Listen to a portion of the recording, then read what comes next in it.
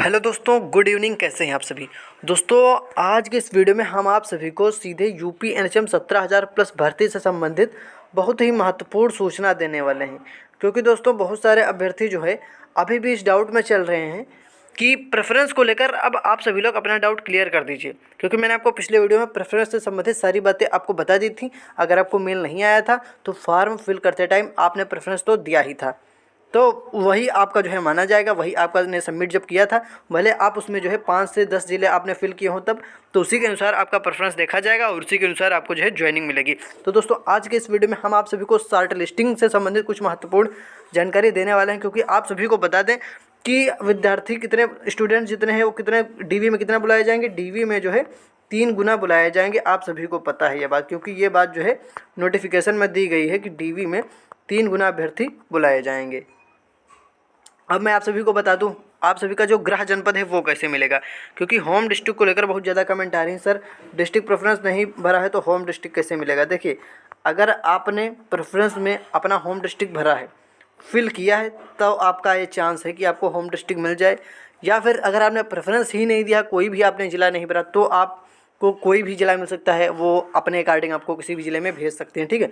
अगर आपने home district fill किया है तो फर्स्ट नंबर पे किया है, और सीटें इसमें अगर ज़्यादा हूँ या मतलब जो है आपका नंबर अच्छे हुए, कट ऑफ अच्छी हुई, तो आपको फिर ये जिला मिलेगा होम डिस्ट्रिक्ट आपका। फिर आपको इसका जो है कोई नहीं रोक सकता, आराम से आपके गृह जनपद में भी नियुक्ति हो जाएगी। तो दोस्तों आज के इस वीडियो में हम आपको बताने वाले हैं कि अगर आपके कम नंबर हैं, जैसे कि बहुत ज़्यादा कम नंबर हैं, तो आपका सिलेक्शन होने के कितने चांस है। क्योंकि दोस्तों देखिए, यदि आपके बहुत कम नंबर हैं तब तो सिलेक्शन नहीं हो पाएगा। लेकिन अगर आपका एक सेफ स्कोर बन रहा है, या आप जो है 2 से 4 नंबर से रह जा रहे हैं, 2 से 4 नंबर से अगर आपका सिलेक्शन रुक रहा है, तो कुछ सर्टिफिकेट हैं वो अगर आपके पास होंगे तो फिर आपका सिलेक्शन नहीं रुकेगा। फाइनली आपका भी सिलेक्शन हो जाएगा, आप भी सिलेक्टेड हो जाएंगे।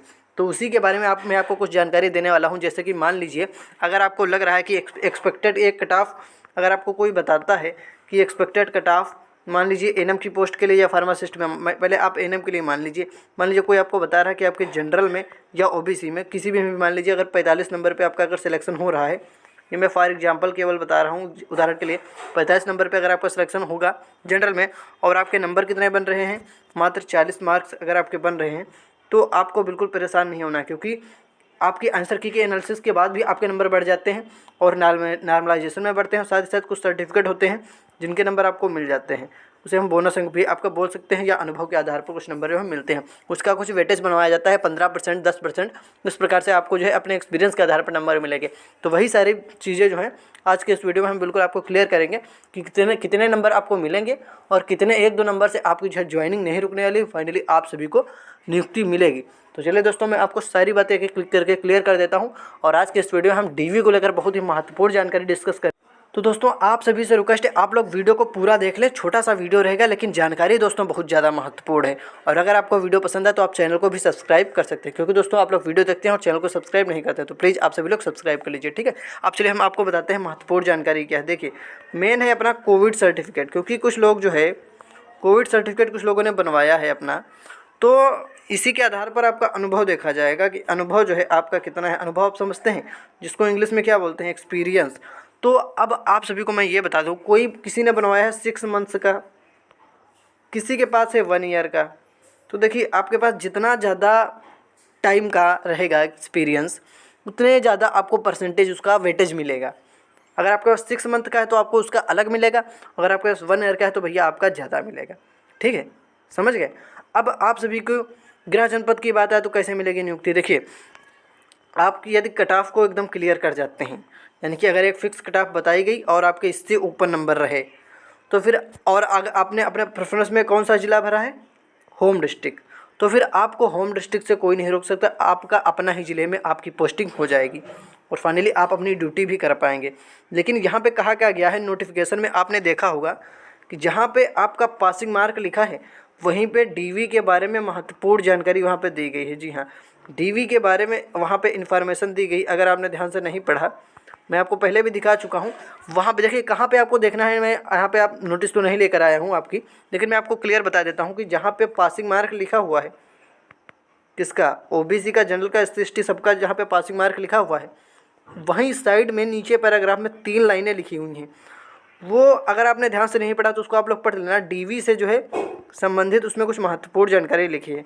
चलिए मैं आप सभी को इस वीडियो में ही सारी जानकारी बता देता हूँ। आप सभी को कहीं पर नोटिस डाउनलोड करने की या नोटिफिकेशन डाउनलोड करने की, पढ़ने की कोई आवश्यकता नहीं। मैं आपको सारी चीज़ें यहीं पर जो है क्लियर कर दूंगा। तो देखिए आप सभी का वहाँ पर क्या लिखा है, वहाँ पर आप सभी का जो है पासिंग मार्क लिखा हुआ है जनरल का 33%।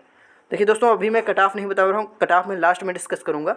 अभी आपको मैं डीवी से संबंधित कुछ महत्वपूर्ण जानकारी बताने वाला हूँ। 33% जनरल, 30% ओबीसी, SC ST 24%। उसके बाद लिखा है डीवी से संबंधित कुछ इंपॉर्टेंट इन्फॉर्मेशन। अब आप सभी को यहाँ पे इन्फॉर्मेशन ये समझनी है, क्या समझना है आप लोग ध्यान से समझिए कि होम डिस्ट्रिक्ट आपको कैसे मिलेगा या डीवी में आपको बुलाया जाएगा कि नहीं। क्योंकि अगर आपको भैया शॉर्ट लिस्ट नहीं किया गया तो फिर आप बाहर हो जाएंगे।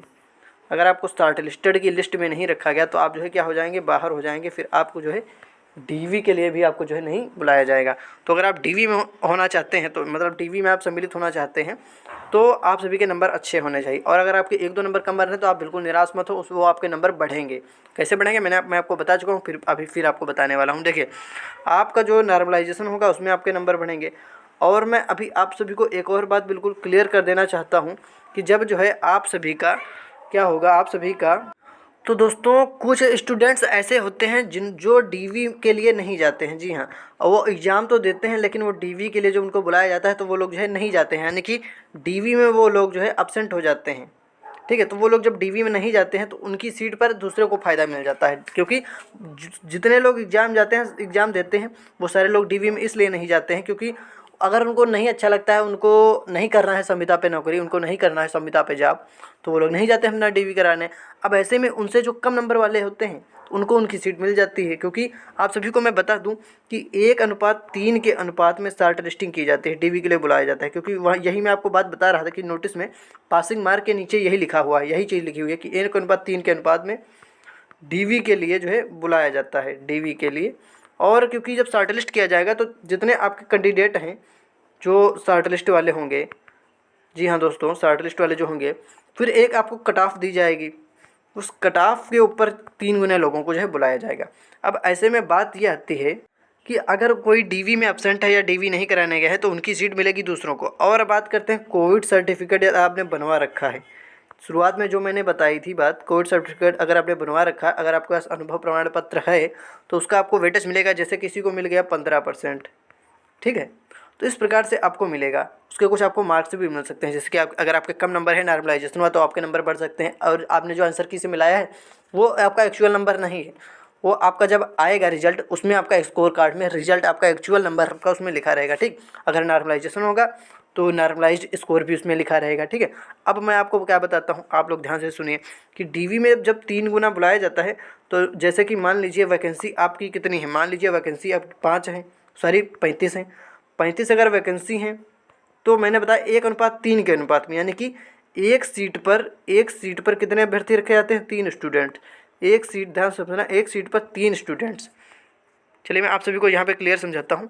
35 अगर आपके पास वैकेंसी हैं एक ज़िले में, जो है 35 वैकेंसी हैं एक ज़िले में, मैं फॉर एग्जांपल आपको समझाने के लिए बता रहा हूँ, उदाहरण के लिए, और 3 गुना आपको बुलाना है डीवी में, तो 35 वैकेंसी हैं एक ज़िले में, तो इस ज़िले में के लिए कितने लोग शॉर्ट लिस्ट किए जाएंगे या कितने लोगों को बुलाया जाएगा। तो 3 से गुणा कर देंगे तो 35 या 105, तो यहाँ पर जो है 105 स्टूडेंट्स को बुलाया जाएगा। ठीक है दोस्तों, अब इसमें से सारे लोग तो आते नहीं हैं, सभी लोग अपना डीवी देने नहीं आते हैं, डीवी अपना नहीं कराते क्योंकि उनको नहीं है, अगर संविदा पर जॉब करनी है। ठीक है, अब क्योंकि वो फॉर्म तो डाल देते हैं लेकिन सारी चीज़ों तक जो है आगे तक नहीं जाते हैं। अब मैंने आपको बताया कि इस प्रकार से आपकी 3 गुना जो है शॉर्ट लिस्टिंग होगी। तो अब आप सभी को बिल्कुल भी परेशान नहीं होना है। अगर आपके पास कोविड सर्टिफिकेट है, फिलहाल अगर आपके पास कोविड सर्टिफिकेट है तो आप कमेंट करके बताएं, और आपका उसमें कुछ वेटेज मिलेगा। कम नंबर है तो आपके नंबर भी उसमें बढ़ जाएंगे। अब कुछ लोग आते हैं कमेंट में ये कहते हैं कि क्या सर सबके नंबर बढ़ जाएंगे, क्या सबके नंबर बढ़ जाएंगे तो फिर सबकी जॉब लग जाएगी। ऐसा थोड़ी हो सकता है। मैंने बीच में एक कट ऑफ भी तो बताई है। अगर आप उस कट ऑफ को पार कर रहे हैं, अगर आप कट ऑफ से ऊपर हैं, एक जो फिक्स कट ऑफ जो आएगी आपकी ऑफिशियल कट ऑफ जो जारी होगी, ये तो अभी आप सभी की एक्सपेक्टेड कट ऑफ होती है, जो ऑफिशियल कट ऑफ जारी होगी, अगर आपके उससे ज़्यादा नंबर हैं तभी तो आप डीवी के लिए शॉर्ट लिस्ट किए जाएंगे। ठीक है, अगर आप वहाँ तक पहुँच ही नहीं पाएंगे तो सभी को कैसे जॉब मिल जाएगी। तो भी आप सभी को आपका आंसर मिल गया होगा। बात कर लेते हैं कट ऑफ की। तो कट ऑफ देखिए किसी किसी प्रोग्राम में कट ऑफ आपकी हाई जाने वाली है, क्योंकि ये आता है आपकी डिस्ट्रिक्ट में वैकेंसी कितनी है, उस प्रकार से आपकी कट ऑफ रहेगी, उसी में आपको 3 गुना जो है बुलाया जाएगा। अब ऐसे में फार्मासिस्ट की कट ऑफ सब कह रहे हैं बहुत हाई जाएगी, ठीक है। कुछ लोग कह रहे हैं केवल 60 से 70 वालों का ही सिलेक्शन होगा, 60 से 70 वालों का केवल सिलेक्शन होगा। तो मेरे भाई ऐसा नहीं है, ठीक है। देखिए DHS प्रोग्राम में हो गया, चाहे आप RBSK में देख लें, RBSK की और NUHM की वैकेंसी तो बढ़ी है। अभी आपने जो 408 वाला नोटिस देखा होगा जिसमें 408 वैकेंसी बढ़ी है, उसमें RBSK और NUHM में जो है वैकेंसी कुछ इंक्रीज हुई है, ठीक है। अब जब वैकेंसी इंक्रीज हुई तो आपकी कट ऑफ थोड़ी सी कम आपको देखने को मिलेगी। अगर मैं एक एवरेज कट ऑफ आपको मैंने पिछले वीडियो में भी बताया था, कट ऑफ का अगर एक आप और एवरेज औसत जोड़े तो उसमें जो है कुछ 10% स्टूडेंट ही ऐसे होंगे, 10% स्टूडेंट या ऐसे होंगे। आप किसी का भी एनालिसिस देख लीजिए या आप खुद एनालिसिस कर सकते हैं।